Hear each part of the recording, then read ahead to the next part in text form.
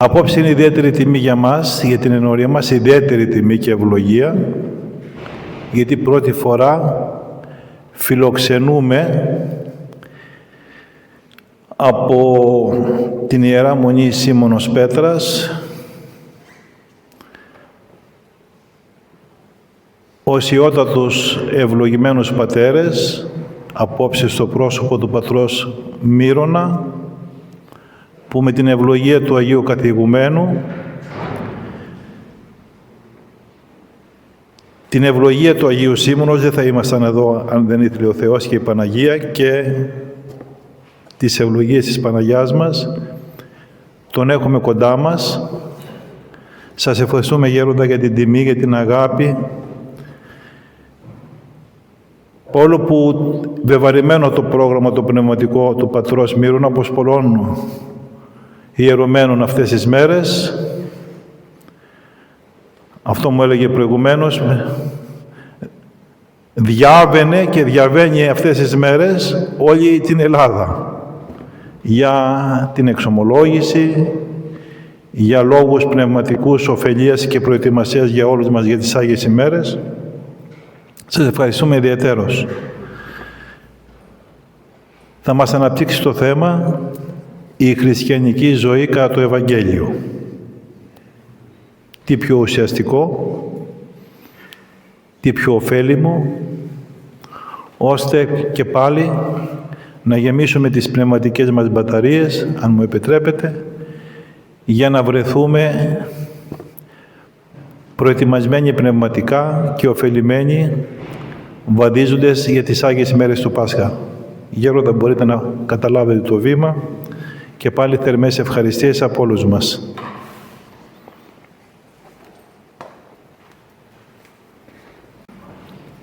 Σεβαστοί πατέρες, αγαπητοί μου αδελφοί, βρίσκομαι σήμερα κοντά σας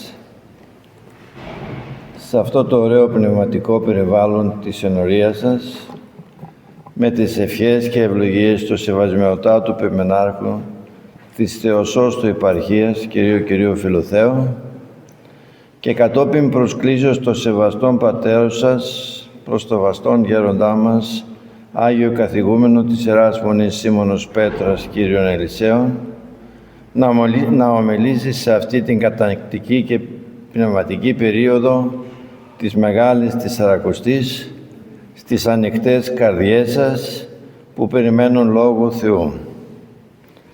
Λόγω όμως ανηλυμένων υποχρεώσεων του γέροντος, δεν κατέστη δυνατόν να έρθει κοντά σας ο ίδιος, και έτσι βρίσκομαι εγώ σήμερα εδώ εξ ονόματος του. Θα προσπαθήσω με τις ευχές του και τις δικές σας προσευχές που με ενισχύουν να ανταποκριθώ στο ευγενικό κάλεσμά σας. Πρώτον λοιπόν σας μεταφέρω τις ευχές του σεβαστού γέροντός μας για μια πνευματικά καρποφόρο διέλευση των υπολείπων ημερών της Μεγάλης Τεσσαρακοστής, ώστε όλοι μαζί να γευτούμε τη χαρά της Αναστάσεως ως βίωμα σωστικό και χαρμόσυνο. Το θέμα μας, όπως ανακοίνωσε και ο πατήρ Αλέξιος, είναι η χριστιανική ζωή σύμφωνα με το Ευαγγέλιο. Βρισκόμαστε στο τέλος της Μεγάλης Τεσσαρακοστής. Στις λίγες μέρες από την Κυριακή των Βαΐων αρχίζει η Μεγάλη Εβδομάδα. Τι μας είπε το Ευαγγέλιο όλη την περίοδο της Μεγάλης Τεσσαρακοστής που διανύσαμε? Ποιο δρόμο μας άνοιξε για να γιορτάσουμε πνευματικό στο Πάσχα? Ποια όπλα πνευματικά μας έδωσε για να αντιμετωπίσουμε τα πάθη μας και τις αδυναμίες μας, τα εμπόδια στον πνευματικό μας αγώνα? Θα αρχίσω με ένα λόγο του αηδήμου γέροντός μας, πατρός Εμιλιανού, ο οποίος έλεγε: ο Χριστός που κάποτε δίδασκε σε μια γωνιά της γης, εκεί στην Παλαιστίνη, αυτός ο Χριστός υπάρχει εδώ μυστικά, μα αληθινά. Όπου είσαι δύο ή τρεις συνηγμένοι εις το ημών όνομα, εκεί εμεί εν μέσω αυτών. Υπάρχει ο Χριστός και πίσω από κάθε γραμμή του βιβλίου, το Ευαγγελίο. Είναι σαν να σε καλεί. Έλα παιδί μου, κι αν εσύ έχεις τον πόθο να καταλάβεις τι σου λέει, απαντάς, έρχομαι Κύριε, έλα τώρα και εσύ μέσα μου. Γίνεται ένας διάλογος πρόσωπο με πρόσωπο. Εγώ και ο Χριστός κοβεντιάζουμε δια του βιβλίου, του Ευαγγελίου. Δεν τον βλέπεις τον Χριστό, ούτε αυτόν που σου τηλεφωνεί τον βλέπεις, και όμως κοβεντιάζεις μαζί του. Η ανάγνωση στο βιβλίο του Ευαγγελίου είναι μια αποκάλυψη, μια θεοφανία. Έρχεται ο Χριστός. Είναι μια συνάντηση με τον Χριστό, μια μυστική ένωση με τον Χριστό. Εγώ και ο Χριστός ενούμεθα. Μόνο ο Χριστός.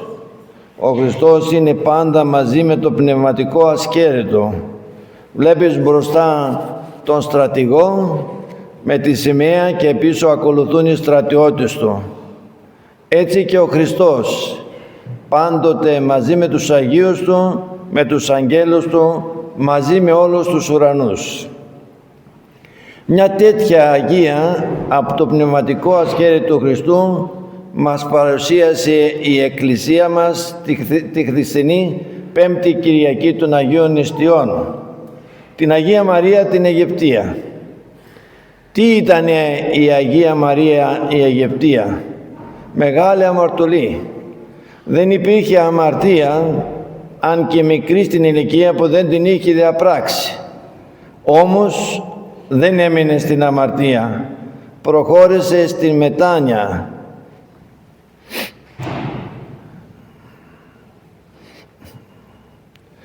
Και τη μεγάλη άσκηση ως πρότυπό μας. Μας διδάσκει να μην μένουμε στις αμαρτίες μας, αλλά να προχωρούμε στην έμπρακτη μετάνοια. Πότε άρχισε ο αγώνας της? Όταν πήγε στο ναό της Αναστάσεως, όταν για τις πολλές της αμαρτίες δεν μπόρεσε να μπει μέσα στο ναό και να προσκυνήσει τον Τίμιο Σταυρό, αλλά όταν είδε την εικόνα της Παναγίας έξω από την εκκλησία, πάνω από την πόρτα, και την νιώνησε ως μητέρα του Χριστού και δική της μητέρα, τότε την έβαλε εγγυήτρια της μετανοίας της, τότε μπόρεσε να μπει και να προσκυνήσει. Τι ωραίο παράδειγμα για όλους μας, όταν πάμε στο ναό του Θεού, να παίρνουμε αποφάσεις αλλαγής της ζωής μας και να τις πραγματοποιούμε. Μέσα στην καρδιά της η Αγία άκουσε τη φωνή του Ευαγγελίου, το λόγο του Χριστού που είπε κάποτε στην επαυτοφόρο μοιχευωμένη γυναίκα. Τότε πήγαν στον Χριστό να τη δικάσει και ο ίδιος είπε ο αναμάρτητος πρώτος στο λίθον βαλέτου, και όλοι φύγανε. Και όταν έφυγαν όλοι, της είπε ο Χριστός, ουδέ εγώ σε κατακρίνω, γιατί μόνο ο Χριστός ήταν αναμάρτητος και μόνο ο Χριστός μπορούσε να την κρίνει. Πορεύω και μικέτε αμάρτανε. Αυτόν τον λόγο άκουσε και αυτόν εφήρμοσε, φεύγοντας στην έρημο και υπομένοντας την άσκηση, προκειμένου να μην αθετήσει την υπόσχετή της στην Παναγία της, την οποία όρισε ως εγγυήτρια ότι δεν θα ξαναμαρτήσει. Όταν λοιπόν και εμείς διαβάζουμε το Ευαγγέλιο, έχουμε την αίσθηση της ζώσης παρουσίας του Χριστού δια το Λόγο Του και προσπαθούμε να το εφαρμόσουμε στην καθημερινή μας ζωή, μπορούμε να έχουμε καρπούς μετανοίας που θα μας οδηγούν στην Βασιλεία των Ουρανών. Η Αγία Μαρία η Αιγυπτία δεν απελπίστηκε δια τας πολλάς αμαρτίας της, αλλά ήλπισε στην εσπλαχνία του Θεού και δεν διαψεύστηκε. Η εγκαρτέρηση στον κόπο της μετανοίας της έδωσε στον Θεό το δικαίωμα της παρουσίας του στον κόπο της ασκήσεως, ενισχύοντάς της με την τυλική νίκη των παθών. Τα πάθη δεν τα νικάμε εμείς, όπως έλεγε ο γέροντάς μας Ημιλιανός, αλλά με την προσπάθειά μας και το φιλότιμό μας δίδουμε το δικαίωμα στο Θεό να επιβλέψει σε εμάς εσπλάχνο όματι. Σεβάστηκε ο Θεός την ελευθερία της όταν αμάρτανε, αλλά ήλθε βοηθός της εις την μετάνοιά της όταν προσέφυγε εις το βάθος του ελέους Του. Να πάμε τώρα στην Τετάρτη Κυριακή της Μεγάλης της Σαρακοστής. Εδώ η Εκκλησία μας προβάλλει άλλο παράδειγμα προς ενίσχυσή μας. Τον Άγιο Ιωάννη το Σιναήτη, συγγραφέα της κλίμακος, ο οποίος την χάνει να γιορτάζει και σήμερα, είναι η ονομαστική, είναι η μνήμη του Αγίου Ιωάννου της κλίμακος. Τι ήτανε ο Άγιος Ιωάννης? Ήταν και αυτός ένας αθλητής του πνεύματος. Αγάπησε τον Χριστό από τη μικρή του ηλικία των 16 χρόνων και τον ακολούθησε ακούγοντας το λόγο του Ευαγγελίου. «Ώστις θέλει ο πίσω μου ελθύν, απαρνησάς το εαυτόν και αράτω το σταυρόν αυτού και ακολουθούτε με».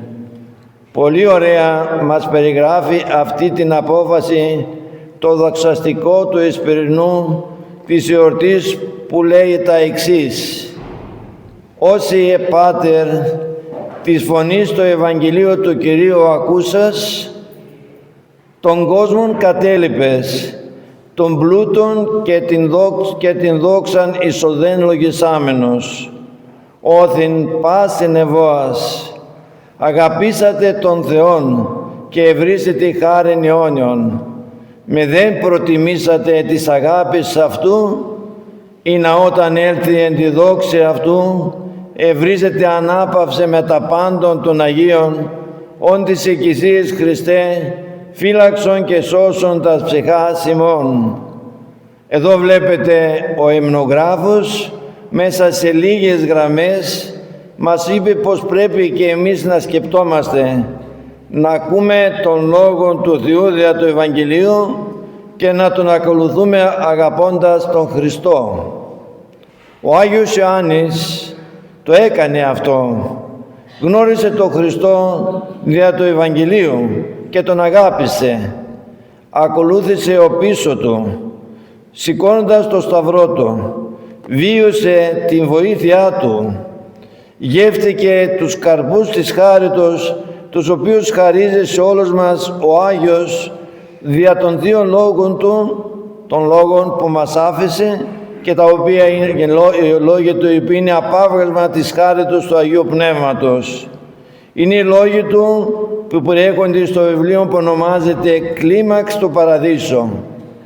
Το περιεχόμενο του βιβλίου αυτού χωρίζεται σε 30 κεφάλαια, 30 βαθμίδες, 30 σκαλοπάτια, όσα ήσανε και τα χρόνια της ταπεινής ζωής του Χριστού, και ανεβάζει τον αναγνώστη από σκαλή σε σκαλή, από τα επίγεια στα υποράνια.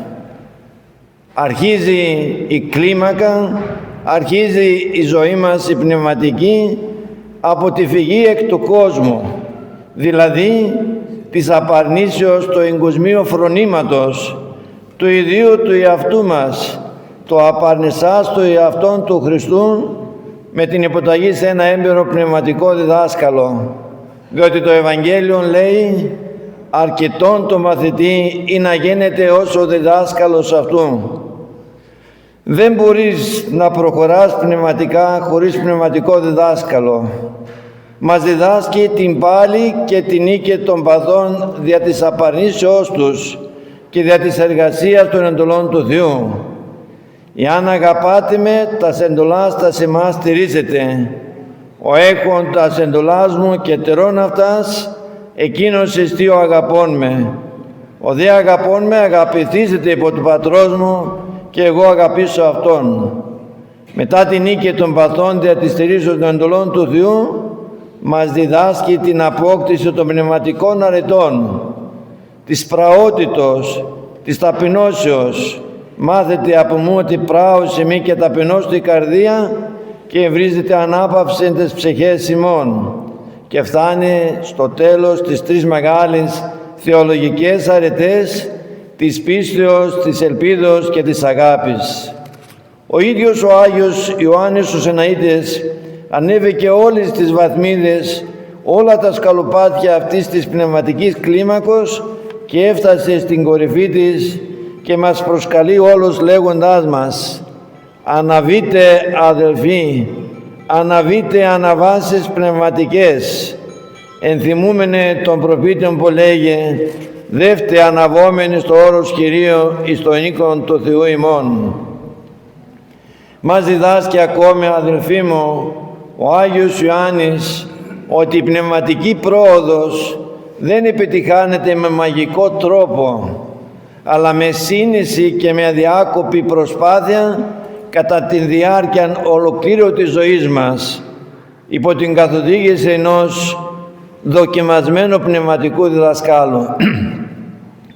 Ο γέροντάς μας, πατήρ Εμιλιανός, μας έλεγε ότι η μεγάλη της Σαρακοστή είναι μια αποδεκάτουση το χρόνο, δηλαδή προσφέρομαι στο Χριστό πορείπο το 1/10 των ημερών του έτους. Είναι μια περίοδος με πολλές καθημερινές ευκαιρίες πνευματικής εργασίας. Μας ενεστούσε ο γέροντάς μας ως εργαλεία κατάλληλα, μαζί με όλες τις λατρευτικές ευκαιρίες που μας δίδει η Εκκλησία, να προσπαθούμε και εμείς δια της πνευματικής μελέτης του νόμου του Θεού να εμπεδώνουμε τα της πίστεώς μας. Αγαπάς κάποιον όταν τον γνωρίζεις. Το γνωρίζεις όταν συναναστρέφεσαι μαζί του και συζητάς. Άρα και τον Θεό, για να τον αγαπήσουμε, πρέπει να τον γνωρίσουμε. Μπορούμε να τον γνωρίσουμε μέσα από τη μελέτη των λόγων Του, αφού ο Λόγος Του αποκαλύπτει το πρόσωπο του ενανθρωπίσαντος Χριστού. Τον ιστορικό Χριστό, τον επιγείς ενανθρωπίσαντα, το γνώρισαν οι άνθρωποι βλέποντάς Τον και ακούγοντάς Τον. Ο Ευαγγελιστής Ματθαίος διηγείται: «Ιδών δε τους όχλους ανέβη στο όρος και ανοίξας το στόμα αυτού εδίδασκεν». Αυτά που είπε τότε στην επετοόρος ομιλία τα επαναλαμβάνει και σε εμάς σήμερα δια της μελέτης του Αγίου Ευαγγελίου. Το Άγιο Ευαγγέλιο ο Απόστολος Βαρθολομαίος το ονόμασε μικρόν και μέγα. Μικρόν εις το μήκος, αλλά μέγα εις το πλάτος και στο ύψος των νοημάτων. Ο Άγιος Αμβρόσιος το ονόμασε το πλήρωμα των χαρισμάτων και η θάλασσα των πνευματικών μυστηρίων. Ο δε Μέγας Βασίλειος είπε ότι είναι ψυχών εργαστήριων και αποθήκη πνευματικών βοτάνων. Άρα, μελετώντας τας γραφάς, καλλιεργούμε πνευματικώς τις ψυχές μας και τις θεραπεύουμε δια των δωρεών του Θεού. Μελετώντας το Ευαγγέλιο γνωρίζουμε τον Χριστόν, τον αγαπάμε και το δείχνουμε έμπρακτα και με την εφαρμογή στην καθημερινότητά μας. Δεν υπάρχει κάτι που συναντάμε στο πνευματικό μας αγώνα για το οποίο ο Χριστός μας δεν μας δίδαξε, και όχι μόνο μας δίδαξε αλλά και το έπραξε. Ο Άγιος και Θεοφόρος Ιγνάτιος είπε: «Αυτοί που θέλουν να ονομάζονται χριστιανοί πρέπει να το δείχνουν όχι με τα λόγια αλλά με τα έργα τους. Εγγάρ του καρπού το δέντρο γινώσκεται». Είναι καλύτερον, τόνισε ο Άγιος Ιγνάτιος, να σιωπούμε και να είμαστε καλοί χριστιανοί παρά να ομιλούμε και να μην είμαστε συνεπείς. Μας κάνει μακαρίως η συνέπεια λόγων και έργων, όπως ήταν και η πηγή ζωή του Χριστού. Ο Απόστολος Παύλος μας παραγγέλει: «Μη μετέμου γίνεστε καθώς καγώ Χριστού».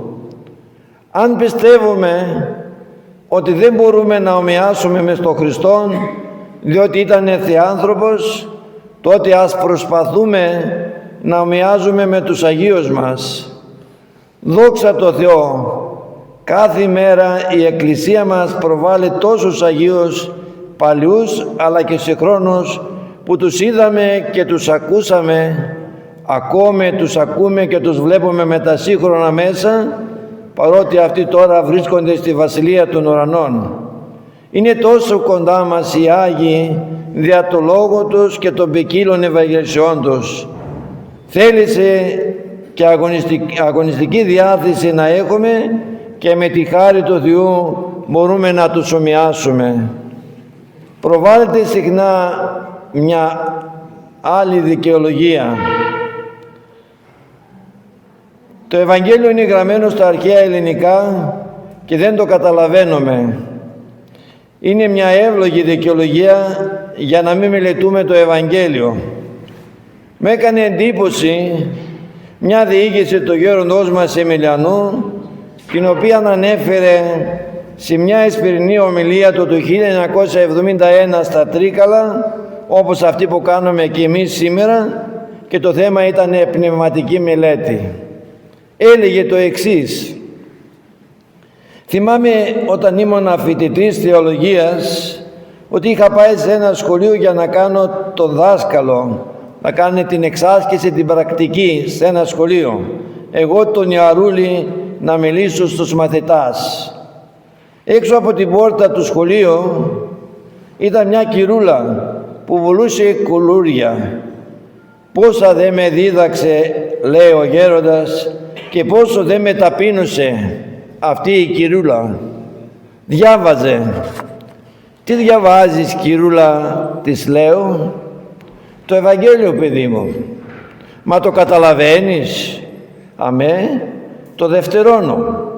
Το διαβάζω για δεύτερη φορά και το καταλαβαίνω καλύτερα από την πρώτη. Και άμα το διαβάσω πάλι από την αρχή, θα καταλάβω ακόμη πιο πολλά. Και είπε μέσα το γέροντος: συγχώρεσέ με, ο Θεέ μου, για τον εαυτό μου. Δεν μου λες, κυρούλα, ξέρεις ότι υπάρχει και μετάφραση στο Ευαγγελίο? Αλήθεια, παιδί μου? Πόσο κάνει? Να δανειστώ και να σου τα δώσω να μου τη φέρεις. Δεν της χρειαζόταν. Της έστελα όμως, είπε ο γέροντας, την ερμηνεία ως δώρο. Δεν της χρειαζόταν της κυρούλας. Είχε φλόγα. Και αν έχεις φλόγα, σου τα λέει όλα ο Θεός. Και συνεχίζει ο γέροντας: η Αγία Γραφή είναι το μεγαλύτερο δώρο που άφησε ο Θεός τον άνθρωπο. Μακάρι να το καταλαβαίναμε. Όπως κάποιος συγγραφεύς, ο οποίος ενώ είχε τόσα βιβλία μπροστά του, έλεγε στη γυναίκα του: φέρει μου το βιβλίο μου. Μα ποιο βιβλίο απ' όλα? Καημένη, ρωτάς ποιο βιβλίο? Ένα είναι το βιβλίο, η Αγία Γραφή, απαντούσε ο μεγάλος αυτός συγγραφέας. Κάθε πρωί το διάβαζε για να ανάβει το λιχνάρι της ψυχής του, για να φωτίζεται από το Θεό. Άξια μνήμης, εδώ είναι και τα παρακάτω λόγια του γέροντος Εμιλιανού για τη σχέση του Αγίου Σεραφείμ του Σαρόφ με το Ευαγγέλιο. Λέει ο γέροντας: ο Άγιος Σεραφείμ του Σαρόφ διάβαζε κάθε εβδομάδα ολόκληρο το Ευαγγέλιο. Τις πρώτες 4 μέρες διάβαζε τα 4 Ευαγγέλια και τις υπόλοιπες 3 διάβαζε τις επιστολές και την Αποκάλυψη και τις πράξεις. Τα γνώριζε απ' έξω. Και όταν το ρώτησαν γιατί τα διαβάζεις, λέει: κάθε φορά που το διαβάζω κάτι καινούριο μου αποκαλύπτει ο Θεός. Έτσι λοιπόν έφτασε η τελευταία πρωτοχρονιά του. Άλλαζε ο χρόνος και βιάζεται να πάει στον Κύριον τον και Θεόν του. Ειδοποίησε τους μαθητάς του να το ετοιμάσουν το ταξίδι. Περίμενε ο Άγιος τον Χριστό όπως οι 5 παρθένες του Ευαγγελίου. Είχε τις λαμπάδες αναμένες για να δείχνει στον Χριστό ότι τον περιμένει. Τη νύχτα έμεινε άγρυπνος. Δεν κοιμόταν ποτέ τις νύχτες. Αγρυπνούσε μελετώντας και προσευχόμενος. Τα χαράματα, ένας μοναχός που περνούσε έξω από το κηλί του, το Αγίου, αισθάνθηκε καπνό. Χτυπάει και ξαναχτυπάει την πόρτα. Δεν πήρε καμιά απάντηση. Σπρώχνει και μπαίνει μέσα. Βλέπει τον Άγιο Σεραφείμ γονατισμένο με τα μάτια κλειστά. Η ψυχή του είχε ευτηρογήσει. Κάποιος άλλος μοναχός είχε δει με τα μάτια της ψυχής του να μεταφέρουν οι άγγελοι την ψυχή του του οσίως στους ουρανούς. Μπροστά του ο Άγιος Σεραφείμ είχε το Ευαγγέλιο. Οι γωνίες του βιβλίου κάπνιζαν, είχαν μεσοκαεί από τις λαμπάδες που έκυγαν ενώπιον του. Κάτω γύρω είχε και άλλα πνευματικά βιβλία, τα οποία και αυτά κάπνιζαν, ενώ και είχαν μεσοαρπάξει φωτιά μετά την κοίμησή του. Πέθανε ο Άγιος? Όχι, αλλά γεννήθηκε στην άλλη ζωή. Έσβησαν οι φωτιές, αλλά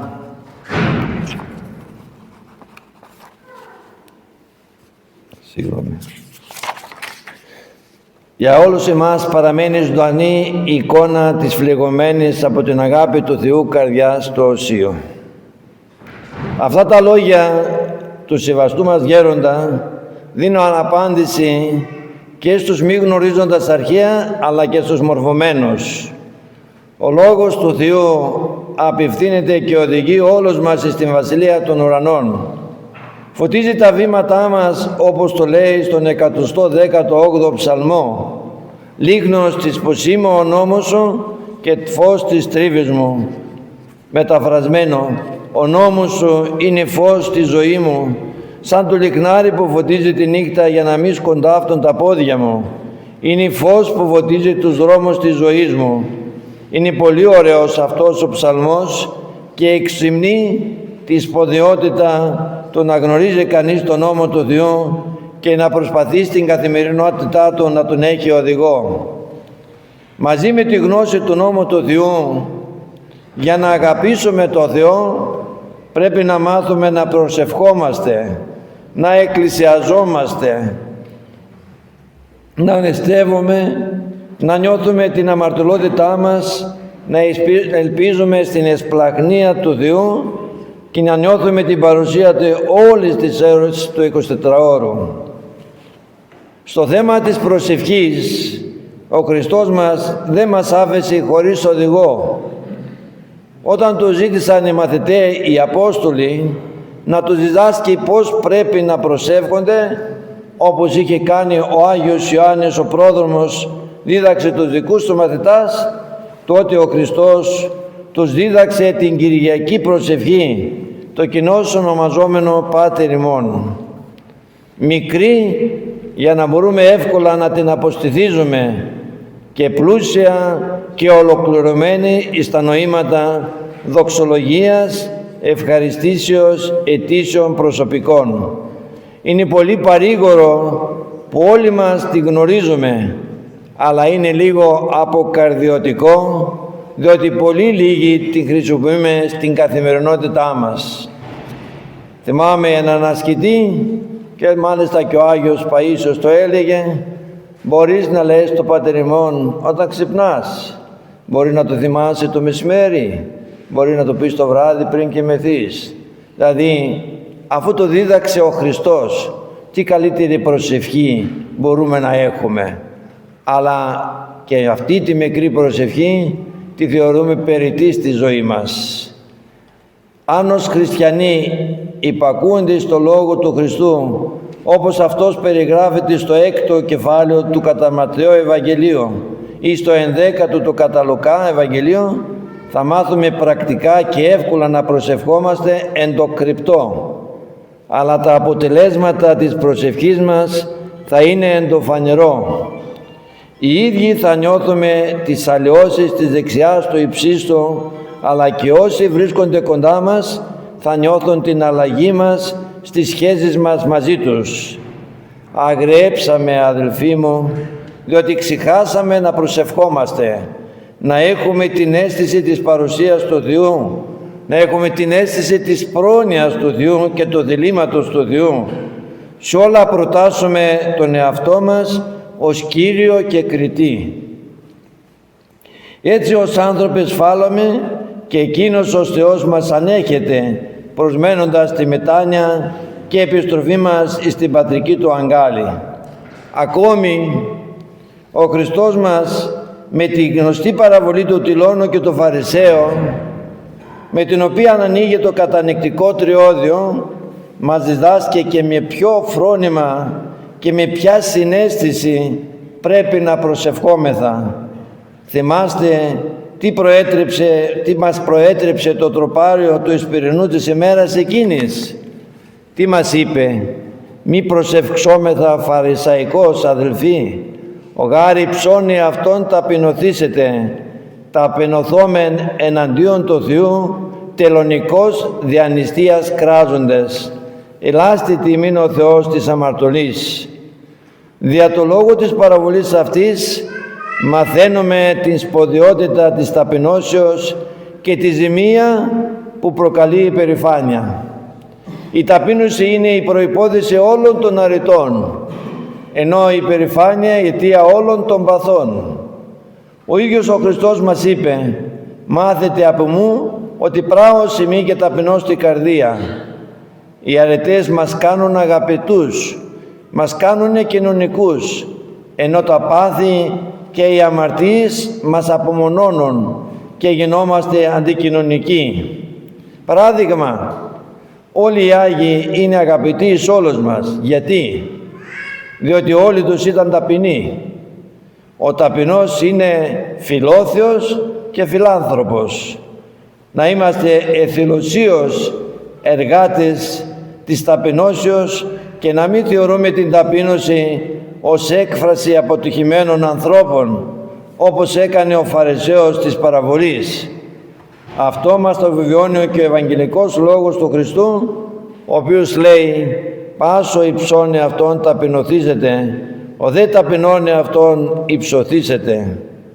Ιχνηλατώντας τα εμπειρικά μηνύματα του Ευαγγελίου, ερχόμαστε και στο Ευαγγελικό ανάγνωσμα της Δευτέρας Κυριακής του Τριωδίου, την παραβολή του ασώτου, του ασώτου Ιού, ή όπως έλεγε κάποιος, του σπλαχνικού πατέρα. Και τα δύο είναι σωστά. Ο άνθρωπος ως παιδί του Θεού γίνεται άσωτος δια της αφροσύνης του, ενώ ο Θεός ως πατέρας είναι πολυέσπλαχνος και στοργικός. Ο άνθρωπος ατακτεί και απομακρύνεται ζών ασώτος, αλλά ο Θεός σέβεται την ελευθερία του και περιμένει την επιστροφή. Δεν πάει ο Θεός κοντά στον άσωτο, διότι δεν μπορούμε να συνεννοηθούμε με το Θεό στο χώρο της αμαρτίας, αλλά μόνο στον οίκο Του, στην εκκλησία Του. Ο αμαρτωλός ερχόμενος εις Αυτόν επιστρέφει στον Πατέρα Του, επιστρέφει στην πατρική οικία, την εκκλησία, και εκεί δια του μυστηρίου της εξομολογήσεως γίνεται ξανά μέτοχος της απεράντου εσπλαχνίας και κληρονομίας των αγαθών του πατρός του. Ο ταπεινός μετανοεί, ενώ ο υπερήφανος απελπίζεται και χάνεται. Πριν φτάσω στο τέλος αυτής μας της ομιλίας, θα ήθελα να υπενθυμίσω στην αγάπη σας και την Ευαγγελική περικοπή της Τρίτης Κυριακής του Τριωδίου, της Κυριακής της Κρίσεως. Από αυτό το Ευαγγελικό ανάγνωσμα μαθαίνουμε ότι πρέπει στο πρόσωπο του αδελφού μας, του πτωχού, του ξένου, του ασθενούς, του φυλακισμένου, του γυμνού και όσων βρίσκονται σε δυσχερή θέση, να βλέπουμε το πρόσωπο του ιδίου του Χριστού. Με όλους αυτούς ταύτισε τον εαυτό του ο Χριστός λέγοντας: «Αμήν λέγω ημίν, εφόσον επιήσατε ενή τούτο των αδελφών μου των ελαχίστων, εμεί επιήσατε». Ενώ εις τους μη ελεήσαντας τους αδελφούς τους είπε: «Αμήν λέγω ημίν, εφόσον ουκ επιήσατε ενή τούτο των ελαχίστων, ο δε ημί επιήσατε, και απολεύσονται ούτης κόλας εν αιώνιον, οι δε δίκαιοι ζωών αιώνιον». Πόση βαρύτητα δίδει ο Θεός στη συμπεριφορά μας έναντι του συνανθρώπου μας. Πόσο εύκολα μπορούμε να κερδίσουμε και πόσο εύκολα μπορούμε να χάσουμε την Βασιλεία των Ουρανών. Ο συνάνθρωπός μας μπορεί να γίνει εφαλτήριο στην αρετή ή να γίνει σκάνδαλο και εμπόδιο. Κριτήριο αυτής της συμπεριφοράς μας είναι η αγάπη μας προς τον Θεό και των πλησίον. Αγαπήσεις Κύριον τον Θεόν σου εν όλη την καρδία σου και εν όλη την ψυχή σου και εν όλη τη διανία σου. Αυτή είναι η πρώτη και μεγάλη εντολή. Δευτέρα ομοία αυτή, αγαπήσεις τον πλησίον σου ως εαυτόν. Ταύτης τις δυσίν εντολές, όλος ο νόμος και οι προφήτοι κρέμενται, λέει το Ευαγγέλιο. Αγαπητοί μου, η ζωή μας ως χριστιανών δεν πρέπει να αποβλέπει στο πώς θα καλοπεράσουμε σωματικώς, αλλά στο πώς θα ζήσουμε πνευματικώς και πώς θα μπορέσουμε να στολίσουμε την ψυχή μας με αρετές καρπούς της χάριτος του Αγίου Πνεύματος, στοιχείο απαραίτητο για τη ζωή μας. Να τι λέει πάλι ο Άγιος Σεραφείμ το Σαρόφ. Ο άνθρωπος ως προς το σώμα μοιάζει με το κηρύ. Το κηρύ καίγεται και ο άνθρωπος πεθαίνει. Η ψυχή είναι αθάνατη. Γι' αυτό πρέπει να τη φροντίζουμε περισσότερο από το σώμα. Ο Ευαγγελιστής Ματθαίος γράφει: τι γαραφιλείται άνθρωπος εάν τον κόσμον όλον κερδίσει, τη δε ψυχή αυτού ζημιωθεί. Όταν ο άνθρωπος φεύγει από την παρούσα ζωή για την αιωνιότητα, παίρνει μαζί του και τις αρετές και τις αμαρτίες του, αν δεν τις εξομολογηθεί. Όταν φεύγει με αρετές, παρουσιάζεται με γεμάτα χέρια στο Θεό. Όπως όταν πάμε κάπου γεμάτη δώρα, οι άνθρωποι μας καλοδέχονται, ενώ όταν πάμε χωρίς δώρα σε μια επίσκεψη, νιώθουμε δύσκολα και αναρωτιέμαστε τι θα σκεφτούν οι άλλοι για μας. Έτσι και όταν πάμε στο Θεό με δώρα τις αρετές μας, τότε θα νιώθουμε τη δική Του αγάπη. Σκεφτείτε λοιπόν πώς θα νιώσουμε όταν παρουσιαστούμε στο Θεό με άδεια χέρια ή με χέρια γεμάτα αμαρτίες από τις παραβάσεις του νόμου Του, και πώς θα ενσταθούμε με χέρια γεμάτα από τις αρετές. Η ψυχή μας τρέφεται με το Λόγο του Θεού, ιδιαιτέρως με τη μελέτη του Ευαγγελίου. Η μελέτη αυτή φωτίζει τους και χαριτώνει το νου του ανθρώπου και είναι η καλύτερη προϋπόθεση αυτογνωσίας και του πνευματικού ανθρώπου. Δεν μπορείς να περιποιηθείς τον εαυτό σου χωρίς καθρέφτη. Δεν μπορείς να περιποιηθείς πνευματικός τον εαυτό σου χωρίς το Ευαγγέλιο, χωρίς τη γνώση του νόμου του Θεού, χωρίς τη γνώση των πατέρων της Εκκλησίας, χωρίς τους βίους των Αγίων. Αυτά γίνονται οι πνευματικοί καθρέφτες μας, που μπορούμε πράγματι να διορθώνουμε τους εαυτούς μας. Περιστατικό. Διηγείται ο Αββάς Κασιανός ότι ο Αββάς Παμβό, ασκητής της Αιγύπτου, μη γνωρίζοντας γράμματα, πήγε σε έναν εγγράμματο να του εξηγήσει τους ψαλμούς ή και τον πόθο των νοημάτων των ψαλμών. Όταν άκουσε το στίχο, είπα: «Φυλάξω τα οδούς μου, το μη αμαρτάνεμαι εγλώσιμο». Το καταλαβαίνετε όλοι σας. Να φυλάξω τον δρόμο μου, στον δρόμο της ζωής μου, της καθημερινής ζωής μου, να μην αμαρτάνομαι τη γλώσσα. Δεν θέλησε να κάνει άλλο μάθημα και είπε: αν εγώ μάθω να κάνω έργο το στίχο αυτό, μου φτάνει να σωθώ. Αν εγώ μάθω να χαλιναγωγώ τη γλώσσα μου, μπορώ να σωθώ. Αφού πέρασαν 6 μήνες, τον βρίσκε ο δάσκαλός του και τον ρωτά: γιατί δεν ήρθες τόσο καιρό να κάνουμε μάθημα? Και όσους απήντησε: διότι ως τώρα δεν μπόρεσα να μάθω ούτε την απαγγελία του στίχου αυτού. Αφού πέρασαν τα χρόνια Το ρώτησε κάποιος άλλος αν έμαθε εκείνον το στίχο. Τότε αποκρίθηκε: «Μόλις και μεταβίας, ύστερα από 49 χρόνια, μπόρεσα να μάθω το στίχο αυτό στην πράξη». Μπόρεσε να ελέγξει τη γλώσσα του. Μπόρεσε μόνο με τη γλώσσα να δοξολογεί το Θεό και να δικαιολογεί τους πάντες. Διότι η κρίση δεν έχει αγάπη. Όταν αγαπάς δεν κρίνεις. Σε αυτό είναι ένα βασικό κριτήριο, το οποίο αν το προσέξουμε τότε θα αρχίσουμε να μην κρίνουμε, να μην κατακρίνουμε.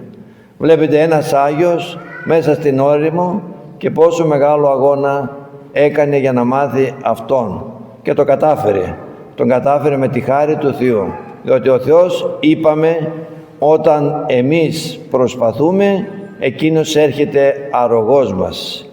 Και ο σύγχρονός μας, ο Άγιος Παΐσιος, διάβαζε τον Αββά Ισαάκ το Σύρο και δεν άλλαζε κεφάλαιο αν δεν εφήρωνε αυτό που υπαγόρευε ή υποδείκνει ο Άγιος. Έπρεπε να έχει την βεβαιότητα ότι αυτό που διάβαζε το έχει κάνει βίωμα και μόνο τότε προχωρούσε στο επόμενο κεφάλαιο. Γι' αυτό και έγινε ο Άγιος Παΐσιος. Δεν διάβαζε βιβλία απλά για να έχει γνώση, αλλά τα διάβαζε για να μπορεί να έχει εμπειρία, να μπορεί να έχει βίωμα, να μπορεί να γνωρίζει τον νόμο του Θεού και ως πράξη στη ζωή του. Και ο γέροντάς μας Σιμηλιανός ήταν ο άνθρωπος ασκητής, μέγας και στο θέμα της νηστείας και στη μελέτη. Είχε ως κανόνα τη Μεγάλη Τεσσαρακοστή, τέλεινε ολόκληρη την Αγία Γραφή. Όλες οι ομιλίες του, αν θα δείτε, είναι πλούσιες και γεμάτες από τον Λόγο του Θεού, το Λόγο των Γραφών. Και έλεγε σε εμάς τους νεωτέρους ότι οδέποτε διάβασε το Ευαγγέλιο και δεν είχε κάτι το καινούριο να του πει. Πάντοτε κάτι το καινούριο το έλεγε. Και σαν πνευματικά του παιδιά πάντα μας συνιστούσε, πάντα μας προέτρεπε να έχουμε αυτή την μελέτη, αυτή την εγρήγορση, τον νόμο του Θεού. Μακρηγόρησα, είπα πολλά, με συγχωρείτε. Τελειώνοντας όμως ως ανακεφαλαίωση να πω τα εξής. Πρώτον, να είμαστε σίγουροι ότι έχουμε βέβαια την αγάπη του Θεού για μας. Ο Θεός μας αγαπάει. Από αγάπη έπλασε τον κόσμο, με αγάπη κυβερνάει τον κόσμο, από αγάπη ήρθε στον κόσμο, από αγάπη ανέβηκε στο Σταυρό, ανέβηκε στους ουρανούς και με αγάπη θα έρθει να κρίνει τον κόσμο. Αυτό είναι σίγουρο. Άρα λοιπόν πρέπει να σιγορέψουμε τη δική μας αγάπη για το Θεό, δια της στηρίσεως των εντολών Του όπως μας το ζητάει. Μας το ζητάει να τηρούμε τα εντολάς Του. Μας λέει ότι δεν μπορείτε να πείτε ότι με αγαπάτε αν δεν τηρείτε τον νόμο. Άρα λοιπόν το δικό μας έργο είναι να μάθουμε τον νόμο και να προσπαθούμε να τον τηρήσουμε. Και εκείνος θα έρθει αρρωγός και θα μας βοηθήσει και έτσι θα μπορούμε πράγματι να έχουμε και τη δική μας αγάπη βεβαία προς το Θεό. Δεύτερον, πρέπει να πιστέψουμε ότι το συμφέρον μας είναι να εφαρμόζουμε τον νόμο στην καθημερινότητά μας για να έχουμε φωτεινή την πορεία μας προς τον ουρανό. Δεν μπορεί να βαδίζεις στο σκοτάδι, θα σκοντάψεις. Αν όμως έχεις το λιχνάρι, τον νόμο του Θεού στη ζωή σου, τότε θα δείτε και στις διαπροσωπικές μας σχέσεις θα υπάρχει η κατανόηση, η ταπείνωση και θα μπορούμε να είμαστε ειρηνικοί και χαρούμενοι. Αυτό που θέλει από όλους μας ο Θεός. Αυτό που είναι και ο καρπός της Αναστάσεως του Χριστού είναι η χαρά. Και τρίτον, να αυξήσουμε τη θέλησή μας έναντι της οκνηρίας για να προχωρούμε προσπαθώντας καθημερινώς να επιτύχουμε τον αγιασμό μας. Αφού είναι σαφής η εντολή του Θεού, είναι η πρόσκληση του Θεού, είναι η προτροπή του Θεού. Άγιοι γίνεστε ότι εγώ Άγιος ημί. Αδελφοί μου, εν δυνάμει είμαστε όλοι Άγιοι. Αφού βαπτιστήκαμε, λάβαμε τη χάρη του Αγίου Πνεύματος και όλα τα χαρίσματα. Στο χέρι μας είναι αν εμείς τα ενεργοποιούμε και αν εμείς θέλουμε στην καθημερινή μας ζωή να προσπαθούμε να γίνουμε Άγιοι. Εύχομαι λοιπόν σε όλους μας καλό υπόλοιπο αυτής της εβδομάδας που ανήκει στην 40η και με καλό τη Μεγάλη Εβδομάδα και καλή Ανάσταση. Ευχαριστώ.